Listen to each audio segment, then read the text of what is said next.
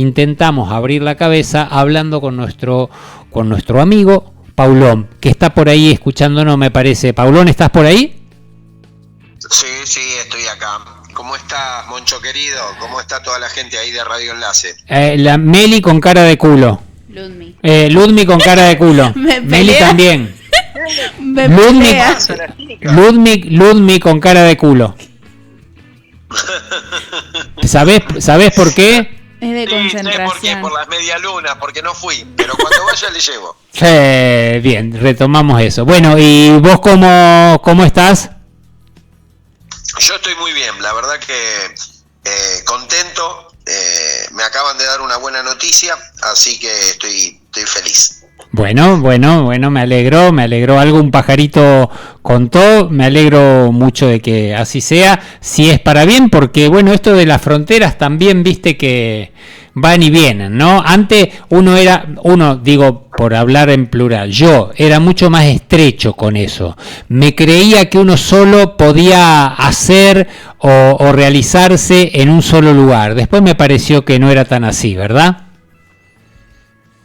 Sí, totalmente. Yo creo, inclusive tiene que ver también con nuestros hijos en este caso. En este caso mi hija se vuelve a vivir a la Argentina en un contexto no fácil, pero admiro su valentía de priorizar los afectos por sobre lo económico, por sobre por sobre alguna conveniencia. Sería mejor para uno en estos momentos. Sí, qué bueno.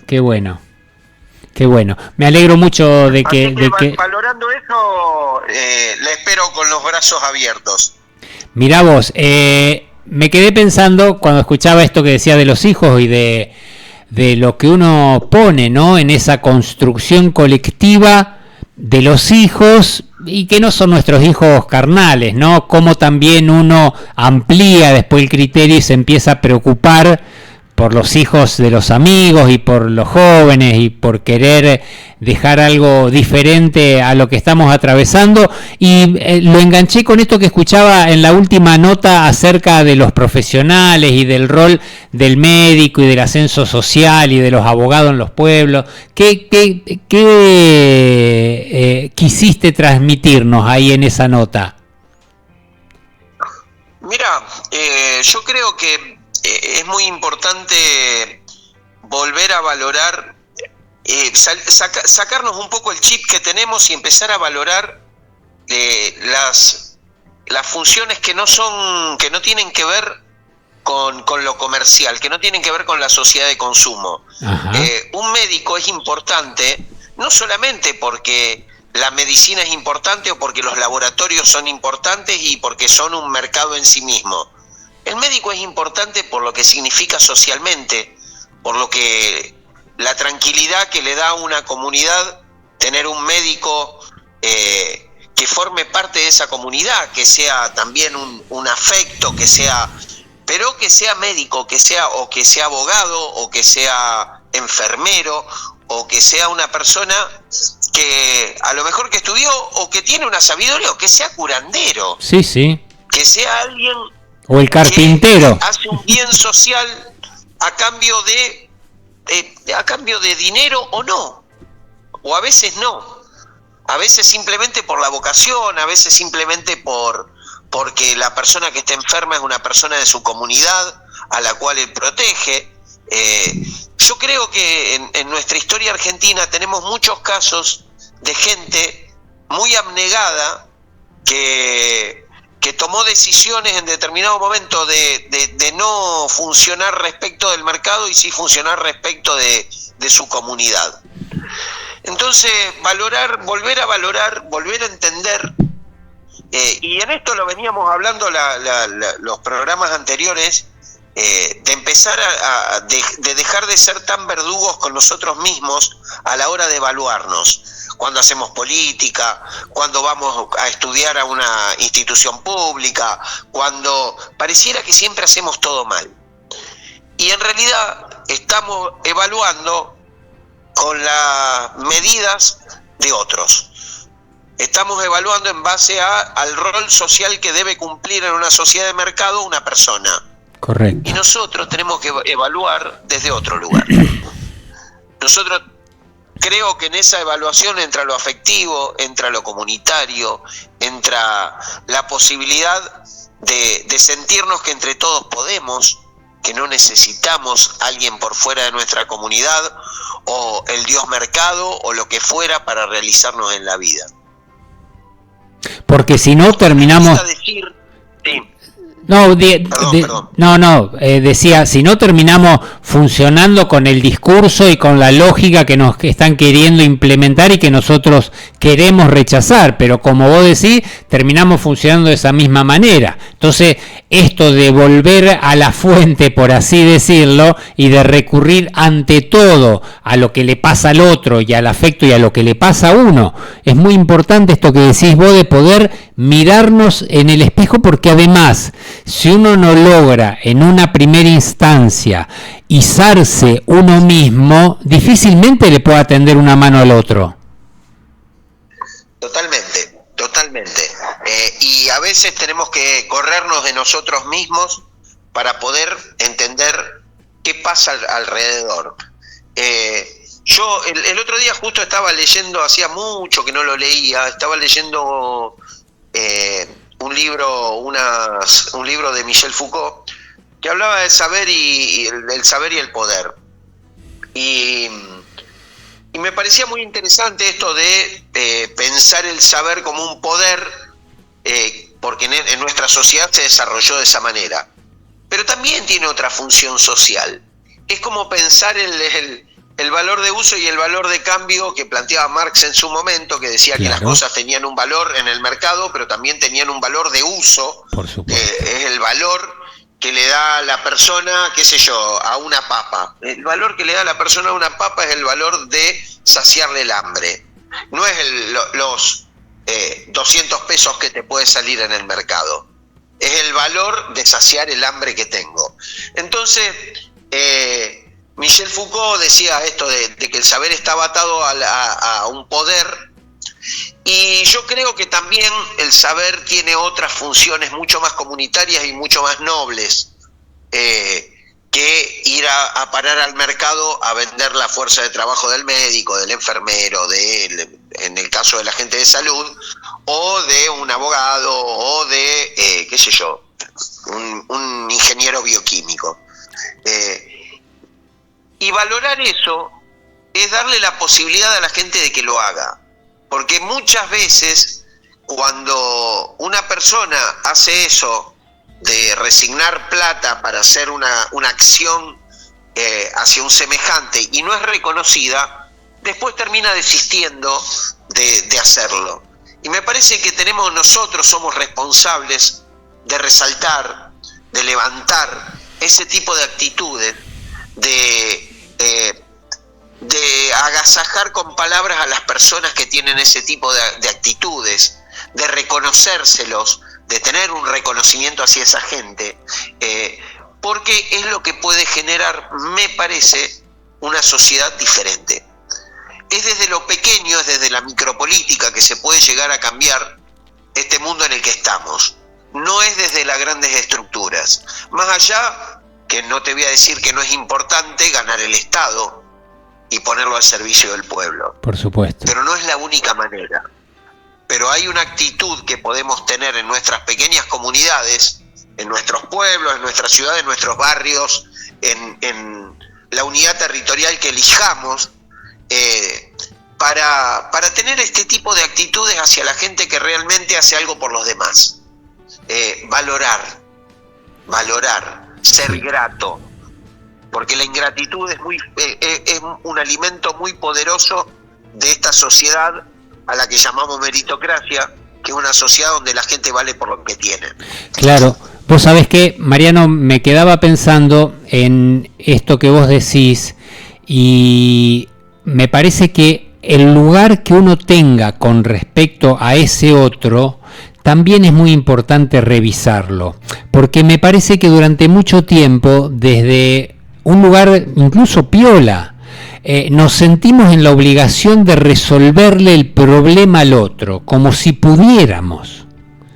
Entonces Claro. me parece que esta visión de poder sí entender que uno puede ayudar, colaborar, estar, pero que si el otro no logra empoderarse de lo que quiere hacer y cambiar, poco favor le estamos haciendo resolviéndole un problema puntual. Creo que la discusión está en ver cómo nosotros cambiamos esta posición de creer que le resolvemos la vida a la gente y sí entender que en este ida y vuelta lo que podemos hacer a lo sumo es darle una mano y darnos una mano de avanzar más o menos juntos. Sí, totalmente. Yo creo que lo que decís es uno de los ejes, colaborar, ayudar, hacer cosas juntos. Pero yo iba más por el lado de valorar las actitudes que salen de lo común. Sí. ¿Qué es lo común hoy? Considerar al otro un competidor. Considerar que al otro le vaya bien quiere decir que a mí me va a ir mal. Entonces, todas estas cosas que generan envidia, generan competencia desleal, generan mirar al otro con desconfianza. Y yo creo que por ahí lo que tenemos que hacer es invertir un poco eso y pensar que el otro o la otra es una persona que es diferente a mí, que no está compitiendo conmigo, que podemos colaborar en algunas cosas, que podemos hacer cosas juntos. Me parece que es re importante lo que decís de ayudar y no solucionarle los problemas a los demás, porque uno tiene que respetar siempre la autonomía del otro.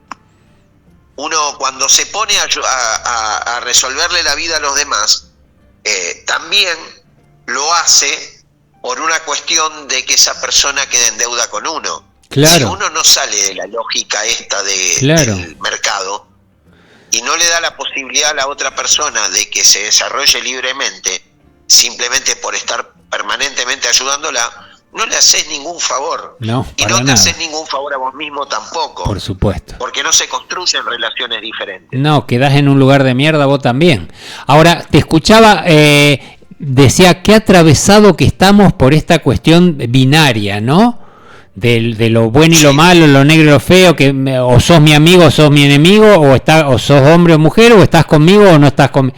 Qué dificultad que tenemos, cómo nos han metido esta manera de analizar las cosas que deteriora mucho y que no nos permite hacer estas elecciones que vos decís tan importantes para levantar algunas cosas que nos podrían hacer tanto bien.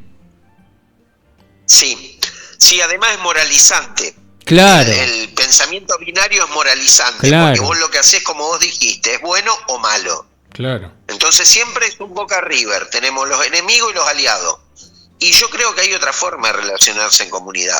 Basta ver a la naturaleza, basta ver cómo colabora la naturaleza entre sí para construirse. ¿Por qué nosotros en comunidad no lo podemos hacer? Y porque llevamos 300 años de un sistema en el cual lo importante es acumular riquezas. Lo importante no es la comunidad. Cuando nosotros pongamos por sobre todos los demás ejes la vida humana, la dignidad, el buen vivir, cuando uno logre